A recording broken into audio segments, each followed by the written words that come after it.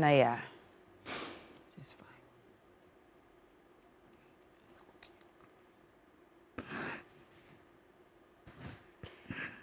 Rodney, maybe I should come to you. Maybe. Yeah, you are a little bit more stronger. More composed. But in actual sense, you comfort Nana Yaa. Let me start with Mr. Fuseni, who is the Deputy Director General, National Service Authority.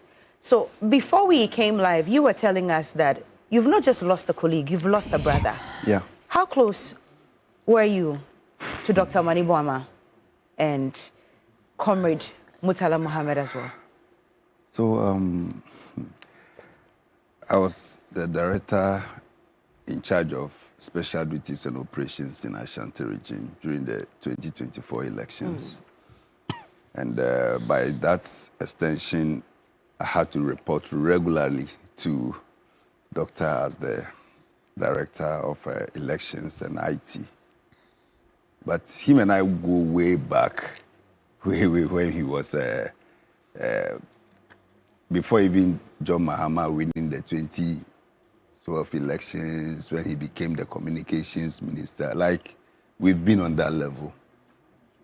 So I kind of, apart from working, like, we can talk on the personal level. And he's the, I would say, the perfectionist type. So when he gives you a job, he wants it done properly, like humanly properly.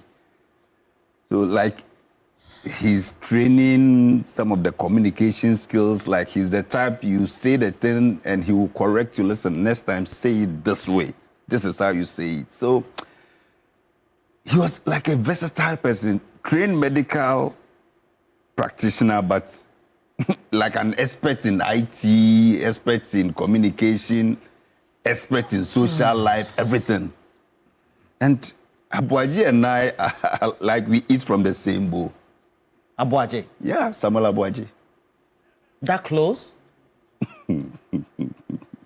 Wow. How old was he? Aboagye will not be more than 34. Wow. The daughter is just about around 3 years. Just 3 years? Yeah, one daughter.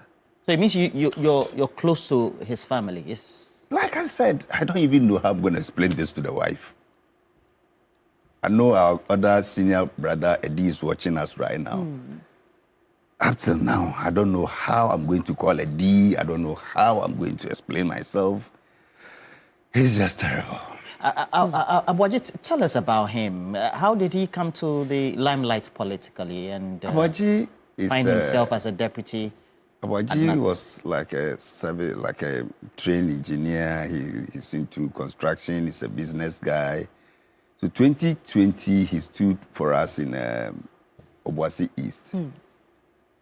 And from about 10,000 or so gap, he brought that thing so close to about 2,000. Really? That was like, he closed the gap. Yeah. So everybody was like, wow. So 2024, as director in charge of special duties, we mapped out certain constituencies, again, through the guidance of Honorable Omanibuama. So there were some particular constituencies we needed to research and focus much more attention on. So I was in charge of his place, Akrofuom, Fomena, and all other places, Tepa, Mankranso, Edujama. So I did about 30 constituencies that we did the research on. So it was after the research that he, Azuma, and then I think the guy at Adansi. So Aboagye personally took interest in the research and was like, Honorable, please, you've predicted that this is the... So he was like, there was 3% point between him and the MPP guy. Yeah. So all he needed to do was to work out and flip the 3 percentage points that was between them. Yeah. So that was how come I had to dedicate all my time to Obuasi East. So if you see all my reports to Dr. Manibuama and all my regional chairman and everybody, I kept insisting we are winning Obuasi East. Let's pay attention there. Edujama, Mankranso, Tepa, Adansi Akrofuom, Adansi, Asokwa, let's focus there. So it was through that we became. So when he came to Accra first, later I got appointed. So it was Aboagye who was looking for a place for me to stay. Currently, where I am, he got the place for me. Aboagye got it for you? Yeah. Currently, where I'm staying now. Oh, So before yesterday, when was the last time you... We spoke on Tuesday, actually. I was at Gomuafete, where we were expecting the president. The president had built 10 churches for the Assemblies of God. And he promised in 2024, when he was campaigning. So he was like, oh, politicians and their promises. The Okas will be National Cathedral, Wanyama. Yeah. So like that. But within 1 year, he delivered all 10 churches with accommodation, fully furnished with instrument and everything. Assemblies of God. Assemblies of by God. the president. It's not even 1 year. Yes. 6 months. He promised that in November in Navrongo.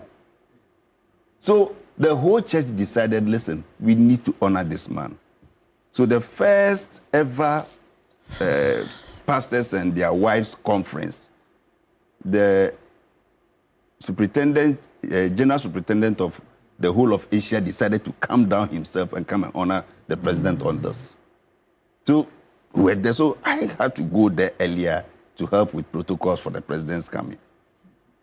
So Tuesday I was there and I was like, hey, my brother, I never knew we had such a beautiful beach in Ghana. Come and see Gomuafete. So I was like, oh, Charlie, then we have to, there's a new weekend getaway that we have discovered. You said that jokingly. Can you imagine? So, oh, Charlie, then I'm just rushing to Obuasi for this program. When I come, let's sit down and see how we see. Goodness. That's Aboagye. That's Samuel Aboagye. Tuesday was our last Conversation. And And you as appointees, you're always moving up and down. So Yeah. sometimes even keeping in touch regularly like you used to prior to appointment always becomes a challenge. hurdle. But tell us, shuffling between his family life schedules and then also his beloved intended constituency, which is Obuasi East, how was he able to manage that, and how was he relating to the family? The painful thing is that Aboagye and I share something in common. Both our wives are in the States. So among themselves, there's always a coup against us. Alliance of wives in the States. Seriously. So when Aboagye lost the seats, like unceremoniously, something that has been declared for him, only for him to get to Accra, and it has been flipped again. So he's always in court. Yeah. He's been in court and in and out, and it was like, listen, don't let it go. And the wife kept insisting, leave this thing and come, leave this thing and come. He kept saying that. Yeah. That is why I cannot now show my face. Yeah, because it sounds like you were holding the brief. Yeah. Yeah. It feels like what you feared the most has come upon us. That's how it feels. So you haven't interacted with the wife yet? I can't. He says he cannot. You should, actually. How am I going to explain it? Because she needs that. The point is, closest that particular phrase, oh no, but this is exactly why I was telling him to stop and come. Jesus. That is what I don't want to encounter. Nana Yaa. Yes, we want. I mean, we're all close to everybody, right? Yeah. Dr. Sapong. The Sapon was like, let Dr. me say Sapong. good Chairman morning. Sapong. Yeah. Good morning to Morning. everybody. It's been a very hard Wednesday. I haven't slept the whole night. I slept around 3 a.m. I was tossing and turning, and it hasn't been easy. I was with Dr. Sapon at Ambassador Sampi Yali's funeral. And he had even grown his beard. And I said, Uncle, for this beard, DJ, where are you taking it to? And we laughed over it. And, you know, we are all from Kumasi. Yes. And I don't know how I can refer to Uncle as was. Uncle was my father's protege. You know, when my father was the PNDC secretary, local government, he was with him. He was one of the young kids who was with my dad. So He always says that to me off us. When we went to the Mampong in his funeral, I sat with him. We went early. And we said we're going to secure our seats. And we travel. He comes to the office of him. We talk. We have chats and all that. I mean, little did I ever know that Samuel Sapon, doctor, will die at this time. I mean, I just cannot take it. 3 of them, I remember we're having our training orientation for ministers and senior government officials at the presidency. Dr. Maneboama was the one who took us through communications. And I was sitting in front and he stood right in front of me. And I can picture him. The whole of yesterday I've been picturing him. He stood right in front of me and he was telling us how we should communicate and all that. And he made a comment and I interjected, said, Nana Yaa, Nana Yaa. Then we all laughed over it. Dr. Maneboama has been somebody I've been close to, especially during the election time in IPAC and all that. I was very close to getting data and all the information that I needed for my work in the media. I mean, we've been very close. I remember he changed my blood pressure medicine. I used to have another medicine. And you mean the brand? Yes. Okay. So I called and I said, he said, how are you? I haven't heard from you today. He said, am I not feeling well? My pressure. He said, oh, change it to this one. And I was a bit reluctant. But I said, change it, it will work.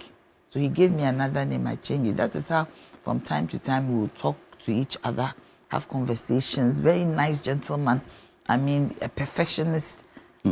He's one that you can't find any fault with. Very, very careful. And yesterday, the president gave me an assignment to do on Tuesday night. So yesterday, when I got up, I was on the assignment. So I went to the office and I went to Chief of Staff's office to deliver a document. So when I was coming down in the lift, I met Ambassador Victor Smith. And he said, Nana, they said a helicopter is lost. They can't get a signal. I said, which helicopter is this? Then he made a comment that it's the president on it. He wanted to be sure because the president was supposed to go to the program with them. Yesterday? Yes. And he changed the plans because of the prayer. The Gomwafete prayer. So when he said that, I panicked. I said, but he's going to Gomwafete. Why are you saying that he's on it? I immediately panicked. Because, I had this thing to panic because plans can change. Yeah. Sometimes he's going here, something comes up and so you're supposed to, so I panicked.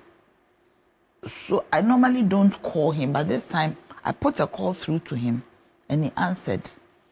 And I said, have you heard what has happened? And he said, yes.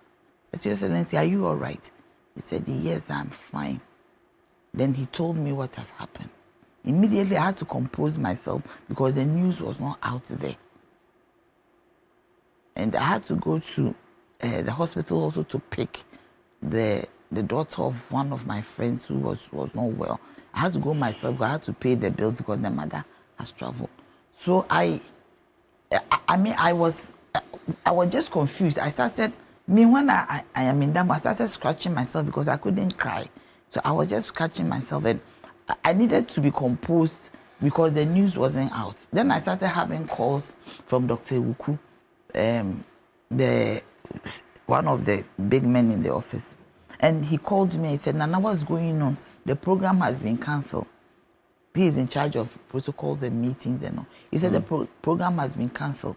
I couldn't tell him exactly what it was, but I said, I heard that a helicopter is missing and there's no signal. When I spoke to the president, I don't know, the first person I asked that is Honorable Amabua part of the group. And because that is his program. Yes, and he said no, he went by road.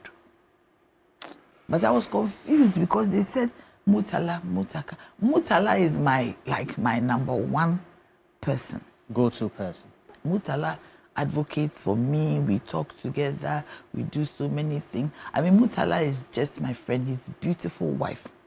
As Honorable say, I don't even know how I could even look at her. We go and sit with her. Yesterday, we went round to greet the family in Accra with the vice president. We went to Muniru's house and we went to Mutale's house. With Muniru, you know what? Now he's dead.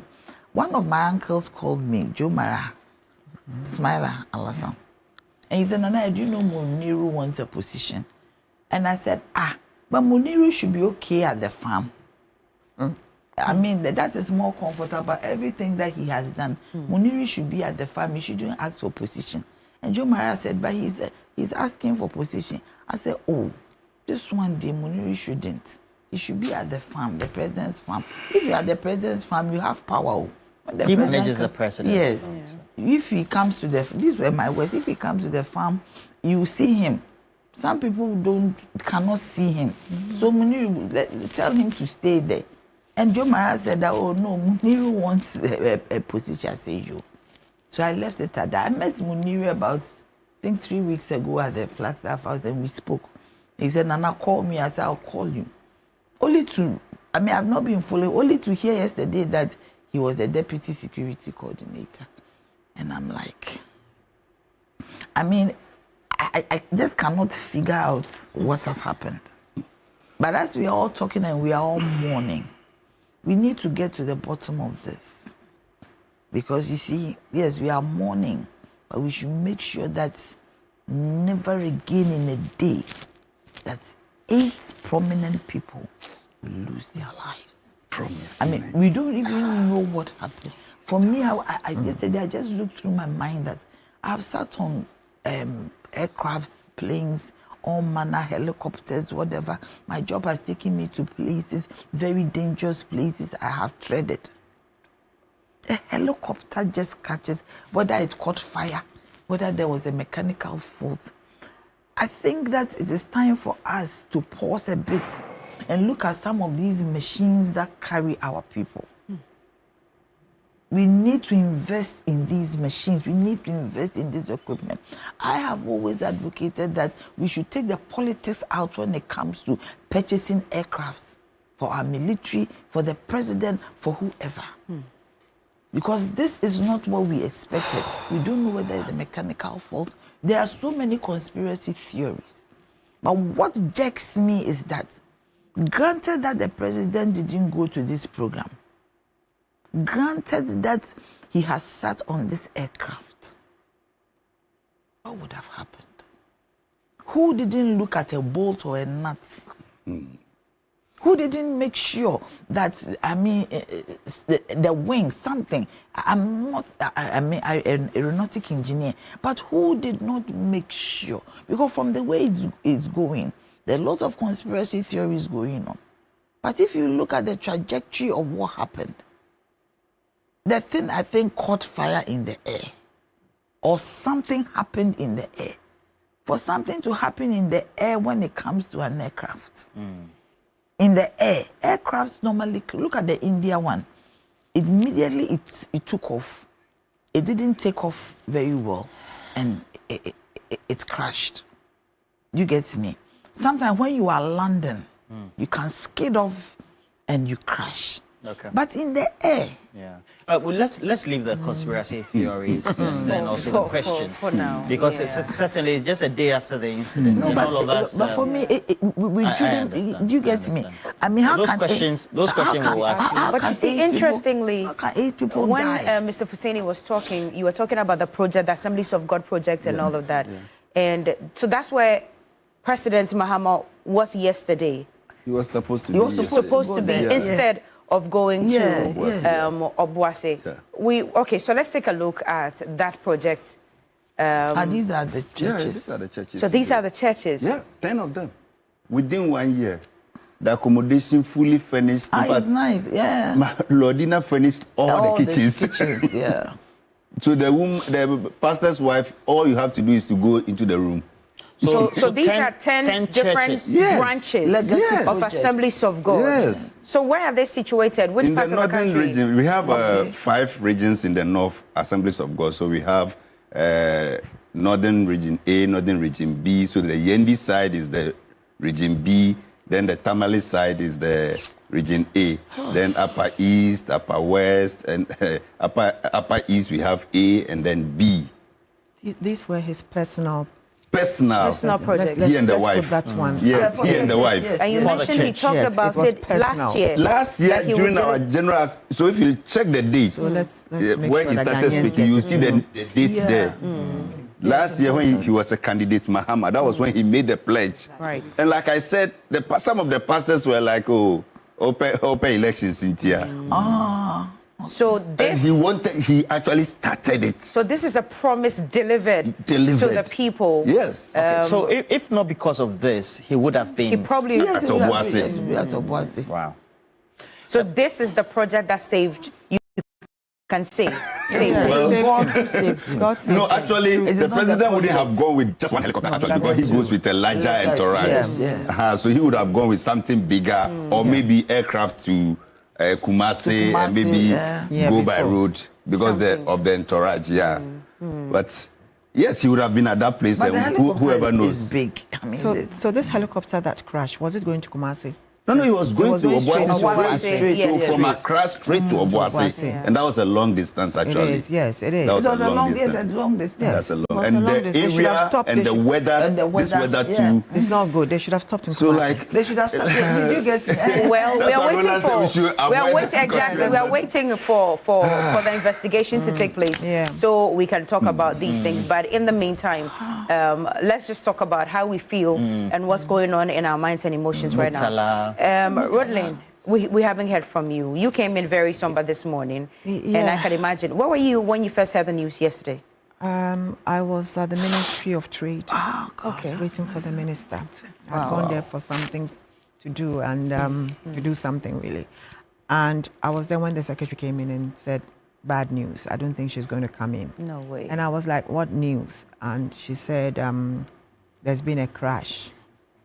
And I said, what crash? She said, an army aircraft had crashed. And she mentioned Omanibuama. And then I said, no. What happened?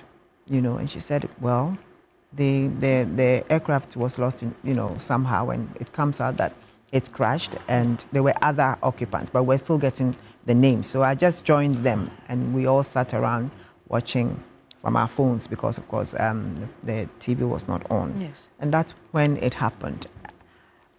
But you see, the first thing that hit me when they said it was a military aircraft, it had crashed, and that it had gotten lost in the, in the radar.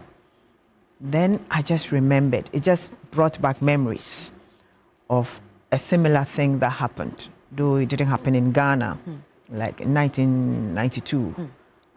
We lost some officers who were on course in Jaji, and the military aircraft had crashed also. About 3 minutes after takeoff, it was also lost from the radar. And the next thing was it had crashed into a swamp, and all 163 military officers and their families, some of them and some other governors, this was in Nigeria, had perished. So suddenly the first thing that came, I said, not again, not another Okwabi and Bawa. These were colleagues of mine. Okwabi was my classmate in school, and Bawa was a colleague of my husband. So my late husband. So I was like, all of a sudden, it just dawned on me again that no, not again. The army cannot have this again. So I just started asking questions, and they kept telling me, like, then the names started coming. At first, we had Muntaka, then later on, Sorry to cut him, but for our finance minister, Muntaka would have been on the plane. that's why he was crying so badly. Muntaka was the fifth person on board with Dr. Omanibuama. Hey, Then Ato dragged him out. at the Air Force Base. Ato said, no, you can't board because we have a meeting with the immigration guys and I need you there. That explains his Why he was crying. tears. Yeah, that's So why he it was was- so so he boarded the He aircraft. was supposed to go. Murtala was not on the flight. Murtala rather. Was not on the Because flight. they normally go. 5.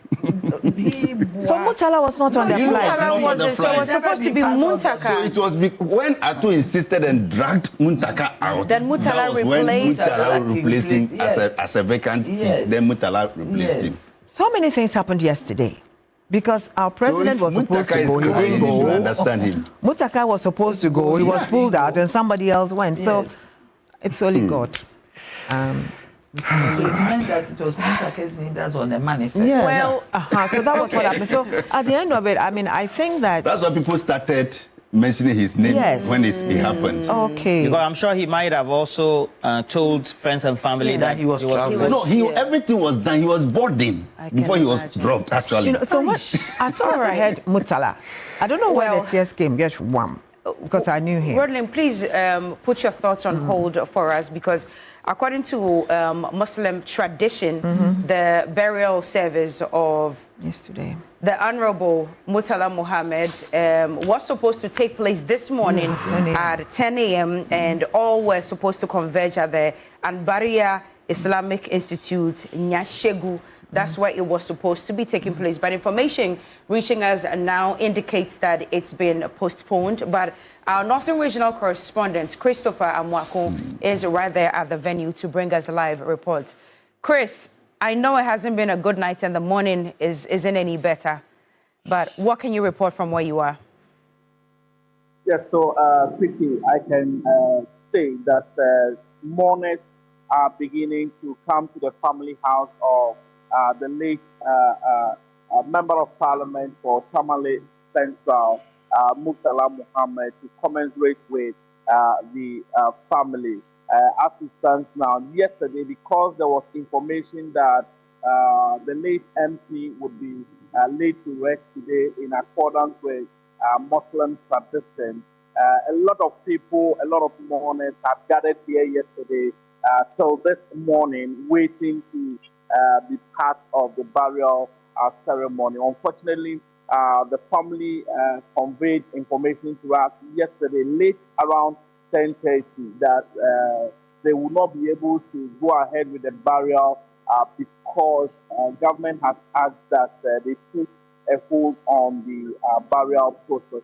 So this morning, loved ones, sympathizers are coming to the family house to sympathize with them over the loss. But I must quickly add that it's a sad moment for the people of the greater Tamale metropolis and northern region in general, because a lot of people who come to the family house share some good testimonies about the late Member of Parliament for Tamale Central. You know, he started off in the Nantong constituency where he was a Member of Parliament. And so people from that constituency have also visited the family house to sympathize with them. Now, the entire Tamale metropolis where he has lived his life is thrown into a sad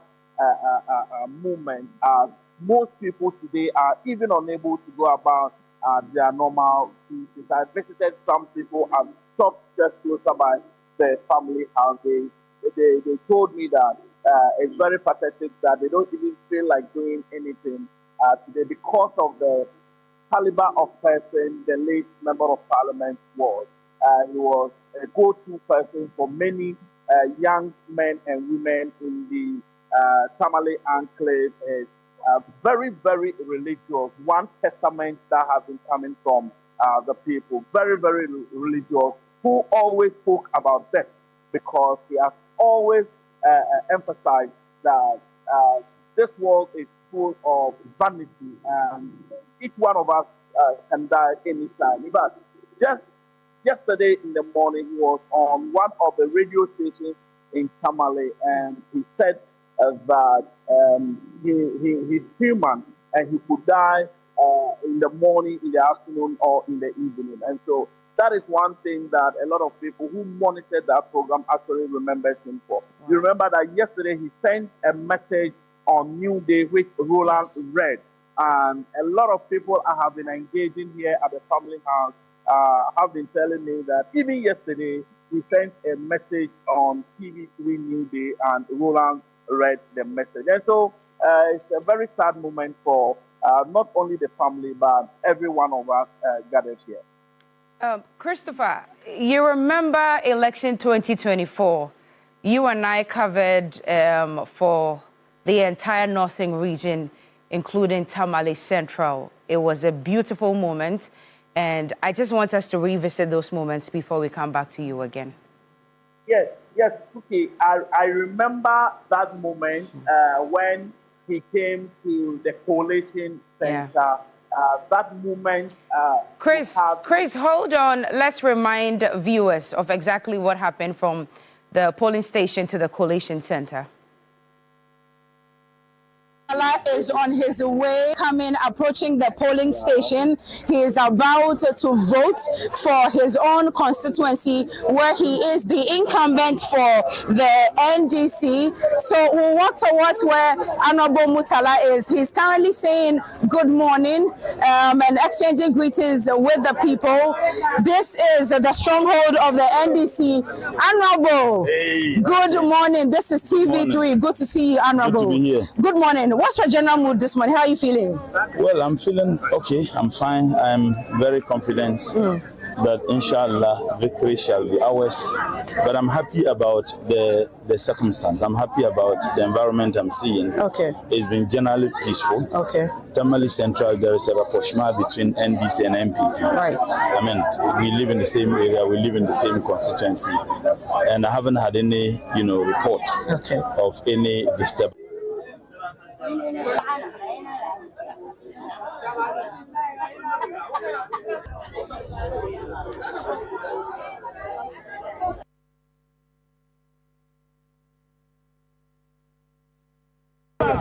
to see you. Good to see you.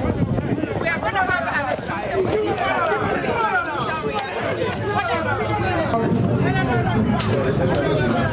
Ibrahim Muntaka Mohammed obtained 52,000. Representing 75% of total vote. On behalf of the commissioners, I ask the powers invested on us by a legislative instrument CI 127. I, Musa Muniru, hereby declared Muntaka Muhammad as the parliamentary candidate elect for the Tamale Central constituency. And that was when, it's unbelievable to say, was. Yeah, the 2024 elections and final moments when he was officially declared as winner for the Tamale Central constituency. We had further deliberations and discussions with him when he came out of the collation center. Very elated, very happy. A win very well deserved because he had worked hard for it. He initially started from the Nantong constituency. No, there was one that he started from. The name is missing me right now. Christopher just mentioned it, and then he moved to Tamale Central, and this was his second time winning. And to have worked this hard, campaigned, voted for, won elections, come into Parliament, and also been blessed with a ministerial appointment, and still fighting against the national menace Galamsey, died in the line of duty. It's unbelievable to take in. And Rodlin, before I come to you, let me go back to Christopher. Christopher, so those were some of the memories from the 2024 elections that you and I covered. I'm not sure what your thoughts are. I'm just sad, especially when he was finally declared the winner of the parliamentary elections for the Tamale Central constituency. You saw how happy he was, and his comments were that he's going to continue the good work that he's been doing. And of course, Cookie, in the Tamale Central constituency, since becoming the member of parliament, there have been some great developmental projects that he's done in the constituency. Talk about in the area of education, health, sport, and youth development. In fact, even before his untimely demise, this coming Saturday, he was supposed to cut short for the construction of clinics in the constituency. Yesterday, he sent money to his communications director to make advanced preparations ahead of the short cutting ceremony. I have to also maintain that the late Honorable Muntaka never joked with any person from TV. He has never held a program without telling his communications director that, hey, get TV3 to attend this program. And so, I don't know, I'm just short of words. I'm sad. I've been sad since yesterday. And Tuki, it's a very difficult moment, not only for the family, but for us all. Chris, have you been able to engage any family members at all this morning, now that we know the funeral service will not be taking place this morning? Who have you been able to speak with, and what are they saying? Yes, so I've spoken to some members of the family. In fact, they are saying that they don't have any problem with the postponement of the burial service, because they even alluded to the fact that the Holy Prophet Mohammed died on a Monday, but due to certain circumstances was buried on a Wednesday. And so it's not out of place that because of some circumstances, they will not be able to go ahead with the burial ceremony. And so they respect that. They will wait till the appropriate time that they can bury their relative. And so they are in a very sad mood, and they've not spoken much, but they've only said that in Islam, they believe that every living soul shall taste death, and that is the consolation that they have. And to also add to the fact that every living soul shall taste death, they also believe that whatever happens to mankind is the will of Allah. And they believe that that is the plan of Allah, and Allah himself knows why it's like that. Because on 2 days ago, he was supposed to be here with the energy minister, which he said that he had other issues to attend to, so he didn't come. So they are just sad, but they have the consolation that it is Allah's will, and that they do not also know when their time will come. So they take it in good faith. Chris, we would remember him for his resilience, his determination when it comes to duty. We remember him for his sense of humor. We remember the proverbs with which he would sit on either New Day or whatever other platform that you see him on. But talking to the people of Tamale Central, especially from yesterday, how would they remember Honorable Muntaka Muhammad? Yes, Cookie, one thing, they will remember him as someone who is always bent on developing the people around him. According to them yesterday, even when he was member of parliament for Nantong, he has always supported the people who come around him. Aside the fact that he's very religious. In fact, that is one thing you cannot take away from the people. They have been giving good testimonies about how religious he is. Even in parliament, when he is making a statement, he has to reference the Holy Quran in some of his statements that he makes in parliament. And that tells the kind of person he is. He's someone who hates corruption. And so whenever he gets the platform, he tells people, and he even swears to Allah that whatever that it is that he will knowingly do that will amount to corruption, he does not want to get closer to it. As we speak, is the only member of parliament that has a lot of students, medicine students, or people studying to become medical doctors at the University for Development Studies. That he paid their fees from level 100, and most of them will be leaving school very soon. And so when it comes to his support for his constituents and other people who come his way, it's something that the people will remember him very well for.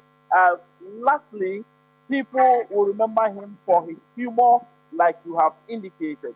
Even when he's serious, he will chip in something that will ease the tension of the moment, and then he continues. And so, Cookie, it's sad. I must say it's sad. Chris, if you look behind you, you can tell that there's a lot more construction, I believe, for canopies where you're standing. Is that the family house, or this was supposed to be the funeral ground? If you look behind you, you can tell there's more construction going on. What's happening? Oh, this is the family house. Okay. You know, if the burial were to take place, it will take place at, you see, during the elections where we pitched camp at the Ambaria Institute. Islamic school, that was where the burial ceremony would have taken place. But because of the cancellation, it is taking place here at the family house. The construction of the canopy is taking place because a lot more sympathizers, mourners are coming to sympathize with the family.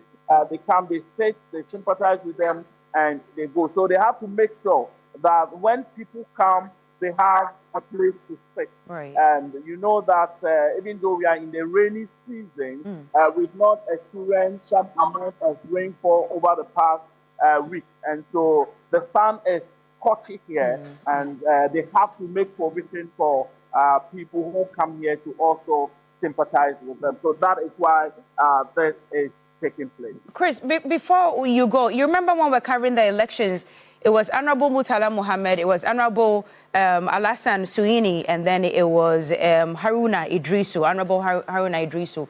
Have you by any chance picked up any words from any of these friends of his at the moment?